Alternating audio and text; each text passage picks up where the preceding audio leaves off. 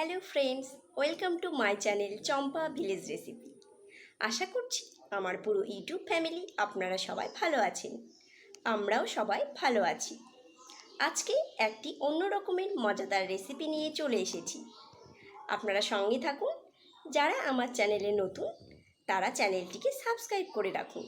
পাশে থাকা বেল আইকনটিকেও অবশ্যই প্রেস করবেন, যাতে নতুন কোনো ভিডিও আপলোড করলে নোটিফিকেশানটি সবার আগে আপনার কাছে পৌঁছে যায়। আসুন তাহলে আমরা এবার কিচেনে যাই, ভিডিওটি শুরু করি, রেসিপিটি শুরু করি। এখানে আমি কাঁচা কলা নিয়েছি। আজকে এই কাঁচা কলারই একটি অন্য রকমের নতুন রেসিপি শেয়ার করব। কাঁচা কলা ভীষণ উপকারী একটি সবজি, পিওর অর্গানিক সবজি, এতে কোনো রাসায়নিক প্রয়োগ করা থাকে না। আবার কাঁচা কলাকে পটাশিয়ামের ভাণ্ডারও বলা হয়ে থাকে।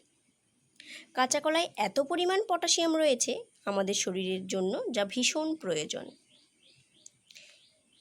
এবং প্রচুর আয়রনও রয়েছে। এই কাঁচা কলার একটি রেসিপি শেয়ার করব, আপনারা কেউ স্কিপ করবেন না। এবার আমি কাঁচা কলাগুলোকে রেডি করব। এইভাবে আমি প্রথমে এর মাথাটিকে কাটছি, এভাবে কেটে নিচ্ছি। এবার আমি ভালোভাবে ছুলে নেব।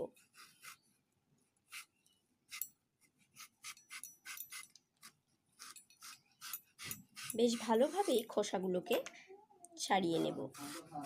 কাঁচা কলাটাকে আমি এইভাবে সাদা করে ছুলে নিয়েছি। এইভাবে আমি ছুলে নিয়েছি যেন কোনো এখানে খোসা লেগে না থাকে, সবুজ অংশ লেগে না থাকে। আমি এর খোসাটাকে একটু মোটা করেই ছাড়িয়ে নিয়েছি। এই খোসারও একটি রেসিপি বানানো যায়, সেটিও আমি শেয়ার করব আপনাদের সঙ্গে। কাঁচা কলার খোসাগুলোকে এইভাবে একটু মোটা মোটা করেই ছাড়িয়ে নিলাম। এই রেসিপিটি বানানোর জন্য আমি এখন এই খোসাগুলোকে রেডি করে নেব। এত উপকারী একটি সবজি, এর খোসা না ফেলেও যে এত সুন্দরভাবে খাওয়া যায়, সেটি আপনাদের সঙ্গে শেয়ার করব। আমি এবার এই কাঁচা কলার খোসাগুলোকে এইভাবে একটু কেটে নেব, একটু সরু সরু করে। সব খোসাগুলোকে এইভাবে লম্বা লম্বা করে সরু সরু করে কেটে নেব, এক কথায় ঝুরি করে নেব। এইভাবে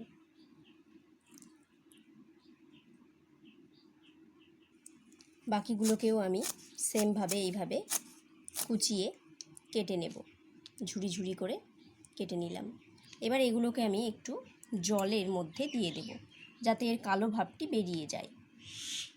এখানে কাঁচা কলার খোসাগুলোকে এইভাবে সরু সরু করে কেটে জলে ভিজিয়ে রেখেছিলাম, যাতে এর কালো ভাব, কালো জলটা বেশ কালো হয়েছে আর এগুলো সাদা সাদা হয়ে গেছে, কালো জল বেরিয়েছে। এবার আমি এগুলোকে ছেঁকে নেব। এবার আমি এগুলোকে ছেঁকে ছেঁকে এখানে ঝুড়িতে রাখছি, যাতে এর জলগুলো সব পড়ে যায়। কাঁচা কলার খোসার এই রেসিপিটির জন্য আমি এখানে কিছুটা আলু এইভাবে ঝুরি করে নিয়েছি, সরু সরু করে কেটে নিয়েছি। আমি এই কাঁচা কলার খোসার রেসিপিটির জন্য কয়েকটি রসুন নিয়ে নিয়েছি, একটুখানি পেঁয়াজও নিয়েছি। পেঁয়াজগুলো আমার লাগবে, এইভাবে কেটে নিয়েছি। আর প্রয়োজন আমার শুকনো লঙ্কার, আমি 2টো শুকনো লঙ্কাও নিয়ে নিয়েছি। এবার আমি রান্নাটি শুরু করব। কড়া আমার হিট হয়ে গেছে, এখানে আমি কিছুটা তেল দিয়ে নিলাম। তেল আমার গরম হয়ে গেছে, আমি 2টো শুকনো লঙ্কা দিয়ে নিলাম, কিছুটা কালো জিরে দিয়ে নিলাম। এগুলোকে একটু এইভাবে ভালোভাবে ভেজে নেব।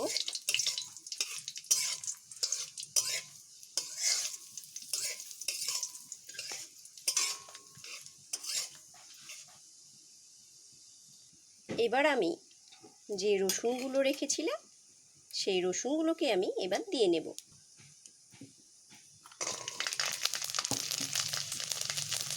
রসুনগুলোকে আমি একটু ভালোভাবে এইভাবে ভেজে নেব। এবার আমার যে পেঁয়াজ ছিল সেই পেঁয়াজগুলোকেও আমি এখানে দিয়ে নিলাম। এবার আরও একটু ভালোভাবে এইভাবে আমি ভেজে নেব। পেঁয়াজ আমার কিছুটা ভাজা হয়ে এসেছে। এবার আমি কেটে রাখা আলুগুলোকে এর সঙ্গে অ্যাড করে নেব।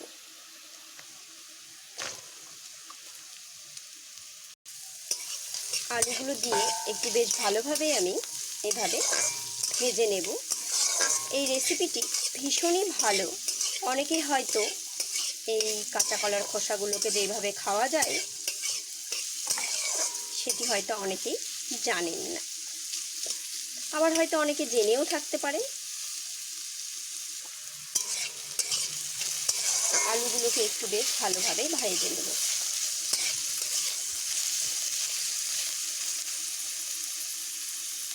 আলুগুলো আমার প্রায় অর্ধেক ভাজা হয়ে এসেছে। এবার আমি এখানে কেটে রাখা কাঁচা কলার খোসাগুলোকে দিয়ে দিলাম। এবার আমি সবগুলোকে একসঙ্গেই ভালোভাবে ভেজে নেব। এখানে আমি একটু নুন দিয়ে নিচ্ছি,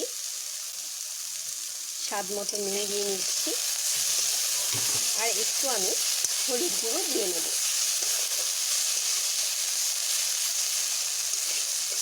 নুন ও হলুদগুলোকে একটু ভালোভাবে মিশিয়ে নেব।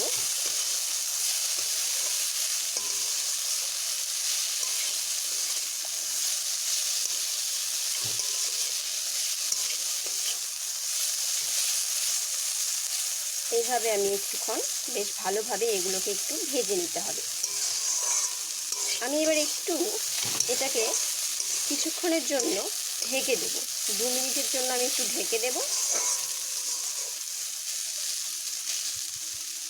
2 মিনিটের জন্য আমি এখন ঢাকা দিয়ে দেব। ঢাকা খুলে এবার আমি বেশ নরম হয়েছে আমার। এবার এগুলোকে আমি আরও একটু ভালোভাবে ভেজে নেব। এবার একটু আমি হিটটা বাড়িয়ে দিয়ে ভেজে নেব।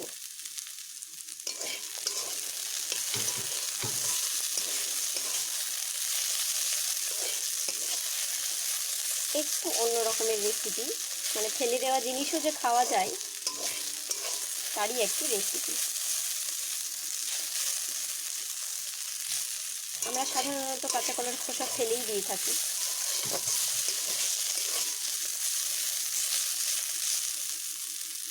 এটা আমার বেশ ভাজা হয়ে এসেছে। এবার আমি এগুলোকে তুলে নেব। এইগুলোকে আমি তুলে নেব এখন। এগুলো আমার ভাজা হয়ে গেছে। এগুলো আমার ভাজা হয়ে গেছে। এইগুলোকে কিন্তু এইভাবে ভাজা অবস্থায় খাওয়া যায়, কিন্তু আমি এইরকমই খাবো না। আমি এগুলোকে একটু শিলনোড়ায় বেটে নেব। আমি এগুলোকে এইভাবে শিলনোড়ায় আস্তে আস্তে বেটে নেব। এর বাটার রেসিপিটি খেতে বেশি ভালো লাগে। আমার কাঁচা কলার খোসা বাটার রেসিপিটি কমপ্লিট। এটিকে কাঁচা কলার খোসা বাটা বলে বা কাঁচা কলার খোসার ভর্তা যেটা বলতে পারেন। ভীষণই টেস্টি, গরম ভাতের সঙ্গে খেতে অপূর্ব লাগবে। দুর্দান্ত স্বাদের একটি recipe. Thanks for watching my video. আপনারা সবাই ভালো থাকবেন, সুস্থ থাকবেন, আনন্দে থাকবেন। এই রেসিপিটি ভালো লাগলে একটি লাইক ও কমেন্ট অবশ্যই করবেন। আবার দেখা হবে অন্য কোনো রেসিপির সঙ্গে। ততক্ষণের জন্য বাই।